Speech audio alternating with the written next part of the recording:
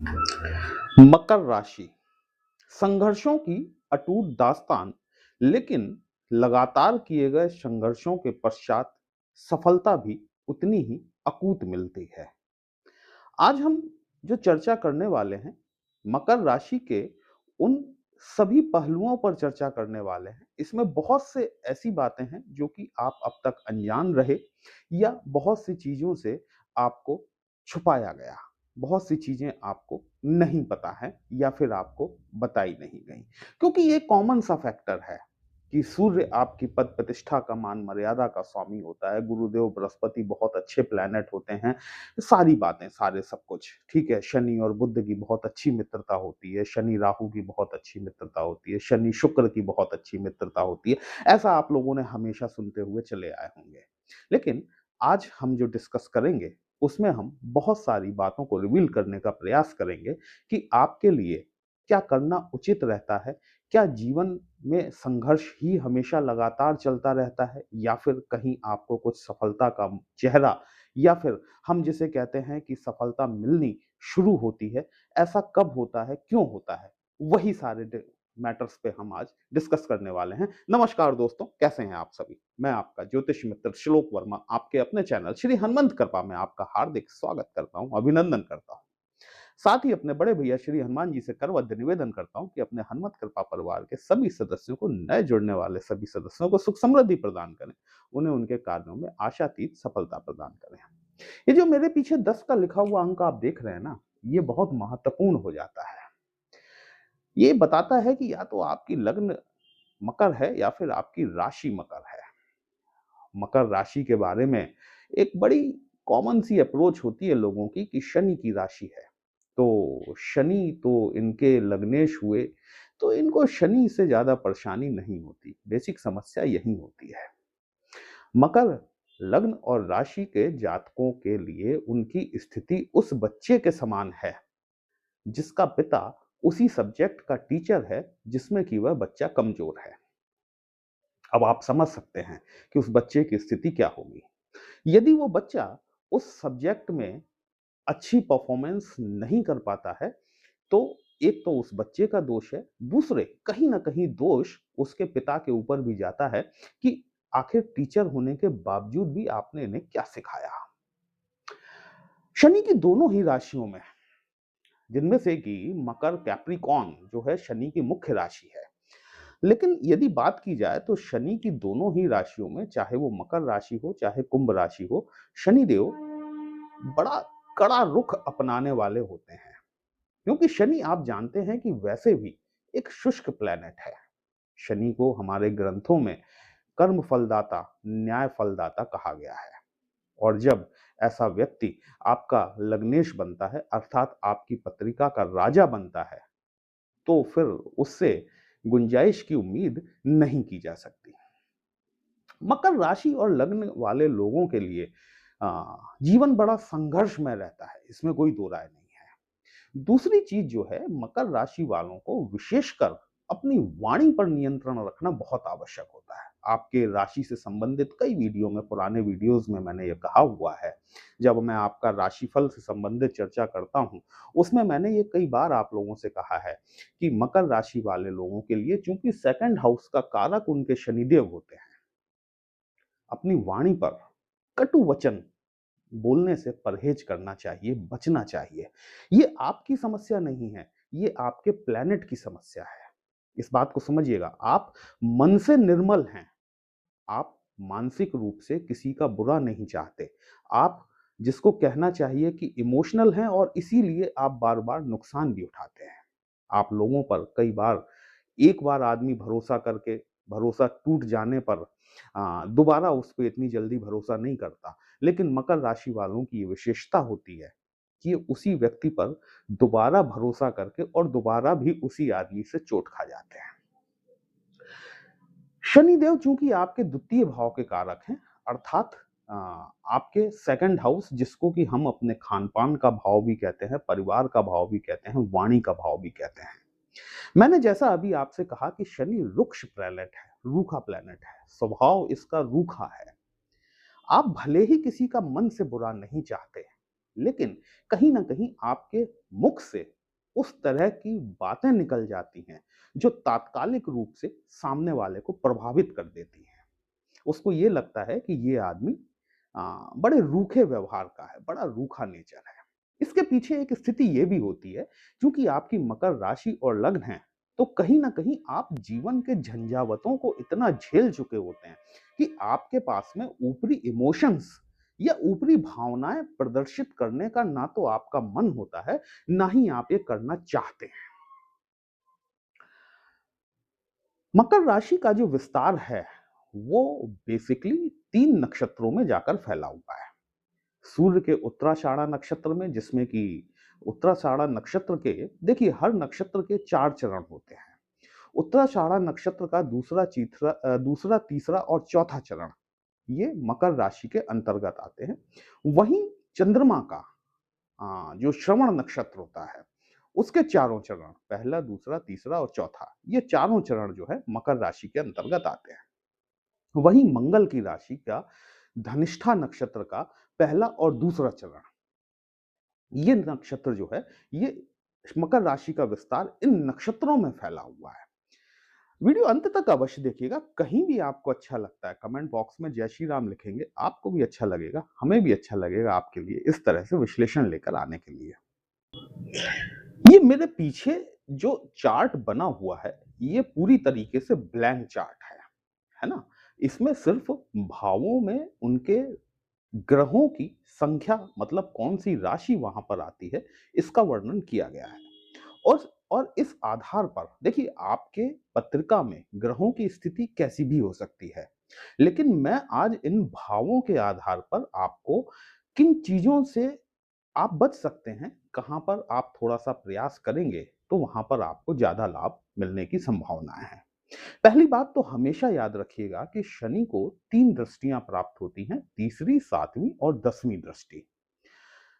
शनि के साथ न्याय फलदाता, कर्म फलदाता इसीलिए कहा जाता है इन्हें कि न तो इनकी दृष्टियों से कोई निकटवर्ती बच पाए, ना इनकी दृष्टियों से कोई दूरवर्ती बच पाए। मतलब न्याय जो हो वो बराबर हो और प्रॉपर रूप से हो। हम सभी ये जानते हैं कि सूर्य, शुरुआत हम सूर्य से करते हैं कि सूर्य नारायण जो है, वो सभी व्यक्तियों की पद प्रतिष्ठा और मान मर्यादा के कारक होते हैं। मकर राशि और लग्न की पत्रिका में इस बात को हमेशा याद रखिएगा कि सूर्य और शनि, मतलब सूर्य की राशि में शनि का भाव वो खराब होता है, वैसे ही शनि की राशियों में सूर्य की स्थिति खराब होती है। अब आपकी पत्रिका में सूर्य किस स्थिति में, किन नक्षत्रों में जाकर बैठा हुआ है, वो एक डिफरेंट मुद्दा हो सकता है। आपकी पत्रिका में, मकर राशि की पत्रिका में सूर्य की स्थिति इनके अष्टम भाव के तहत आती है। इस भाव को आयुष्य के भाव के रूप में देखा जाता है। बहुत सारे ज्योतिषाचार्य इसको मृत्यु का भाव भी कहकर देखते हैं। दोनों सूर्य और शनि की चूंकि कोई पारंपरिक मैत्री नहीं है, ऐसी स्थिति में सूर्य का शुभ होना आपकी पत्रिका में नितांत आवश्यक हो जाता है। यदि जिनकी पत्रिका में सूर्य की स्थिति शुभ होती है, वो लोग बहुत अच्छे अच्छे पदों पर आसीन होते हैं। ऐसा नहीं है कि मकर राशि वालों का जीवन संघर्षमय ही बीतता है। एक सर्टेन एज तक, निश्चित एज निकलने के पश्चात, जब शनि आपको पूरी तरीके से तपाकर खरे सोने में परिवर्तित कर देते हैं, लगभग 30 वर्ष की आयु के पश्चात आपका वक्त बदलना शुरू होता है और फिर आप जो सफलता के झंडे गाड़ते हैं, जो आप परचम फहलाते हैं अपनी सफलता का, वो स्थायी सफलता होती है।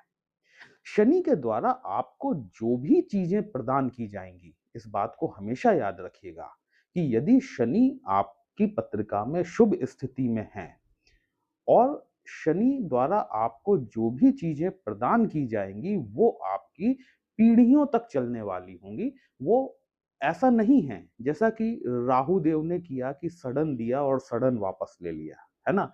गुरुदेव भी लेते हैं और वापस ले लेते हैं, लेकिन शनि जो भी आपको देगा, वो स्थायी तौर पर देंगे। तो यहां पर अष्टम भाव में आपके सूर्य की राशि आती है। वो सभी जातक, देखिए अष्टम भाव का क्षेत्र बहुत विशाल है। अगर हम इसको इन शॉर्ट लेके चलें, तो जो भी चीजें भूमि के अंदर से निकलती हैं, उत्खनन से संबंधित, माइनिंग से रिलेटेड जो भी चीजें होती हैं, वो सभी आपके अष्टम भाव के तहत आती हैं। कंप्यूटर्स की कोडिंग, ये सिक्योरिटी सर्विसेज, ये सारी चीजें, ये आपके तो जो व्यक्ति अष्टम भाव से रिलेटेड काम करते हैं, उनको कहीं ना कहीं जीवन में कुछ समस्याओं का सामना ज्यादा करना पड़ता है, क्योंकि सूर्य उनके अष्टम भाव के स्वामी होते हैं, इस बात को समझिएगा। लेकिन यदि वही व्यक्ति अपने सूर्य को ठीक करने का प्रयास करना शुरू कर दे, जैसे कि सूर्य को नियमित तौर पर जल चढ़ाना शुरू कर दे, उस जल में यदि लाल मिर्च के 11 बीज डालकर चढ़ाना शुरू कर दें, तो कहीं ना कहीं उनका सूर्य शुभ होना शुरू होता है, और जब सूर्य शुभ होता है तो आपको समस्याएं भी कम देखने के लिए मिलती हैं। यदि आपके पिता जीवित हैं, हाँ, ये बहुत महत्वपूर्ण बात है कि यदि आपके पिता जीवित हैं तो आपका जीवित सूर्य आपके सामने मौजूद है। तो सबसे पहली बात तो ये कि अपने पिता का पूरा मान सम्मान करें। यदि आप गवर्नमेंट जॉब में हैं तो वहां पर अपनी पद, अपनी प्रतिष्ठा का पूरा मान सम्मान करें। यदि आप ऐसा करते हैं तो निश्चित तौर पर यही अष्टम भाव का सूर्य आपको असीमित असीमित लाभ दे सकता है। लेकिन यदि इस सूर्य को आपने खराब कर लिया तो फिर आपकी पद प्रतिष्ठा धूमिल होने में ज्यादा वक्त नहीं लगता। अब हम आते हैं आपके दूसरे, जिसको कि हम बहुत बढ़िया प्लैनेट मानकर चलते हैं, सभी के लिए बहुत अच्छा कहा जाता है। आपने हर जगह ये सुना होगा कि गुरु बृहस्पति बहुत बढ़िया प्लैनेट है। लेकिन विशेषकर देखा जाए तो मकर राशि और लग्न की पत्रिका में 3 प्लैनेट ऐसे होते हैं जो कि सबसे ज्यादा प्रॉब्लमैटिक होते हैं। एक आपका सूर्य हो गया, दूसरे आपके गुरुदेव बृहस्पति हो गए, तीसरे आपके सप्तम भाव के स्वामी चंद्रमा हो गए। अब गुरु बृहस्पति क्यों? गुरु बृहस्पति के पास में 3 दृष्टियां होती हैं, 5वीं, 7वीं और 9वीं दृष्टि। इस बात को समझिएगा कि गुरु बृहस्पति जो है आपकी पत्रिका में 12वें भाव के स्वामी होते हैं, जो कि 6, 8, 12 में तृक भावों की श्रेणी में आता है। वहीं साथ ही साथ गुरुदेव आपकी पत्रिका के तीसरे भाव के स्वामी भी होते हैं, जिसको कि एस्ट्रोलॉजर्स हम भी इसे पराक्रम का भाव कहते हैं। बेसिकली ये तीसरा भाव जो है, ये त्रिषडाय भाव या फिर उपचय भाव की श्रेणी में इस भाव को गिना जाता है। इस दृष्टि से यदि देखा जाए तो गुरु बृहस्पति आपके दोनों ही शुभ भावों के स्वामी नहीं होते। इस बात को समझिएगा। तो यदि आपकी पत्रिका में गुरु बृहस्पति की स्थिति बहुत अच्छी नहीं है, ऐसी परिस्थितियों में आपको पुखराज या फिर सुनहला या फिर गुरु से संबंधित कोई भी रत्न, उपरत्न पहनने से आपको बचना चाहिए। चंद्रदेव आपकी पत्रिका में सप्तम भाव के स्वामी होते हैं। सप्तम भाव एस्ट्रोलॉजी में विशेष तौर पर मारक भाव की श्रेणी में लिया जाता है, अर्थात एक ऐसा प्लैनेट, मतलब चंद्रमा जो है वो मकर राशि की पत्रिका में यदि देखा जाए तो मारक ग्रह का भाव अदा करता है, वो रोल प्ले करता है मारक ग्रह का, क्योंकि वो आपके सप्तमेश हुए और सप्तम भाव मारक भाव हुआ। अब वो चंद्रमा आपकी पत्रिका में कहीं भी जाकर बैठा हो सकता है। आपकी राशि कौन सी है उस पर भी बहुत सारी चीजों का डिपेंडेंसी रहती है। आपके नवमांश में शनि की स्थिति क्या है, आपके नवमांश में ये जो है यहाँ पर आपके चंद्रमा की स्थिति क्या बनती है, ये सारी चीजें इस पर भी डिपेंड करती है, बहुत सारी चीजें, है ना। मकर राशि वालों के लिए जो बेस्ट प्रोफेशन होते हैं, जो व्यवसाय की यदि हम बात करें तो बैंकिंग से रिलेटेड, इंजीनियरिंग से रिलेटेड, गुप्तचर संस्थाओं से रिलेटेड, ठीक है, लॉ फील्ड, मतलब जिसको हम विधिक और न्यायिक सेवा कहते हैं, जिसमें कि जुडिशरी सर्विसेज आ जाती हैं, मजिस्ट्रेट, है ना, ये नियम बनाने वाले हैं, क्योंकि शनि जो है ये मुख्यतः नियम का प्लैनेट है। तो वो सभी जहां पर कि आपको एक सर्टेन रूल को फॉलो करना है, एक एक ड्रेस कोड आपको लेके चलना है, जहां पर कि आप एक रूल एंड रेगुलेशंस को फॉलो कर रहे हैं। वो सारे जॉब जो है वो मकर राशि और लग्न के जातकों के लिए सबसे उपयुक्त नौकरियां मानी जाती हैं। अब यहां पर हम बात करते हैं कि सबसे शुभ प्लैनेट कौन से होते हैं। देखिए, शनि मंगल की नॉर्मली ये कहा जाता है कि शनि और मंगल का आपसी शत्रुता है, ठीक है। लेकिन शनि और मंगल के धनिष्ठा नक्षत्र में 1 और 2 चरण मकर राशि और लग्न के अंतर्गत आते हैं। इसीलिए मैंने कहा आपसे कि मकर राशि वालों को टेक्नोलॉजी, इंजीनियरिंग की फील्ड सबसे ज्यादा सफलता देने वाली होती है। इनके लिए जो दूसरा शुभ ग्रह होता है, विशेषकर शुक्र महाराज, चूंकि शुक्र आपके पंचमेश होते हैं और साथ ही साथ आपके दशमेश होते हैं, कर्म भाव। अब शुक्र जो है पत्नी के लिए पति और पति के लिए पत्नी, दोनों ही स्थितियों में देखा जाए तो दोनों एक दूसरे के लिए उसके शुक्र के ही रूप होते हैं। ऐसी स्थिति में जहां पर कि सूर्य, चंद्रमा और बृहस्पति, ये तीनों ही प्लैनेट आपके लिए फेवरेबल कंडीशन में नहीं है, क्योंकि बुध आपके छठवें घर के स्वामी होते हैं। इस बात को याद रखिएगा। यदि बुध की दशा, सॉरी, अंतरदशा चल रही है तो कर्जों की स्थिति का निर्माण होता है, और यहां पर जब तक बुध की अंतरदशा चल रही है तब तक आपको कोई भी बड़ा कर्ज लेने से बचने की जरूरत होती है। ये बात सही है कि बुध आपके भाग्येश भी होते हैं। ये जो थर्ड हाउस है, यहां पर ये मिथुन राशि आती है। आप कहेंगे कि बुध मिथुन और कन्या दोनों के ही स्वामी होते हैं। बेसिकली बात यह है कि कन्या राशि जो है, जो आपके भाग्य भाव की राशि है, ये बुध की मैच्योर्ड राशि है। और छठवां घर जो है आपका, जहां पर कि मिथुन राशि आती है, ये बुध की इमेच्योर्ड राशि है। मतलब आप बुध की अंतरदशा में, जब भी आपकी कोई दशा चलेगी, किसी भी प्लैनेट की दशा चलेगी, आप की जब बुध की उसमें अंतरदशा चलेगी, कहीं ना कहीं आपके द्वारा लिए गए डिसीजंस इमेच्योर हो सकते हैं। और चूंकि ये कर्ज का कारक है, ये कर्ज का कारक है, डेफिनेटली आपको कर्ज में शुरुआती तौर पर लाभ दिलाने के पश्चात ये आपको कर्ज के जाल में फंसा सकता है। तो यहां पर जो एक मुख्य प्लैनेट बनता है, ये आपका शुक्र बनता है। अपने जीवन साथी के साथ में आप जितने विशेष संबंध अच्छे बनाकर चलेंगे, चाहे आप पति हो तो अपनी पत्नी के साथ और पत्नी हो तो पति के साथ में, आप जितने अच्छे रिलेशंस बनाकर चलेंगे, ये शुक्र जो है ये आपको जीवन में उतना ही आगे ले जाएगा। मकर राशि के लिए ये सबसे बड़ी विशेषता वाली बात है कि शुक्र जो है ये आपकी चार्ट में सबसे महत्वपूर्ण रोल अदा करने वाला प्लैनेट भाव आधारित बनता है।